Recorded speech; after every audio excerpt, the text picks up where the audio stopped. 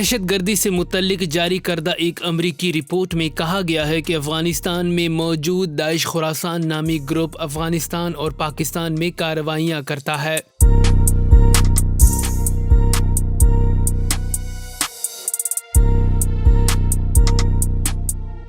Report کے مطابق افغانستان سے کارروائیاں کرنے والے داعش خراسان میں اب بھی تقریباً 1000 جنگجو شامل ہیں۔ اس کے علاوہ اس گروپ نے پاکستان کے اندر حکومتی عہدیداروں اور شہریوں پر کیے گئے حملوں کی بھی ذمہ داری قبول کی ہے۔ داعش خراسان نے کوئٹہ کے ایک ہسپتال میں فائرنگ اور خودکش بم دھماکے کی ذمہ داری قبول کی، جس میں 94 افراد جاں بحق ہوئے۔ اسی سال کے اختتام پر ننگرہار کی ایک شیعہ مسجد میں داعش خراسان کے حملے میں 70 افراد شہید ہوئے۔ یہ ایک تسلیم شدہ حقیقت ہے جس کی تصدیق بین الاقوامی میڈیا بھی کرتا ہے کہ داعش کو افغانستان منتقل کرنے میں امریکہ کا بڑا ہاتھ ہے، جس کا مقصد اس خطے کو خاص طور پر افغانستان کو عدم استحکام کا شکار کرنا ہے۔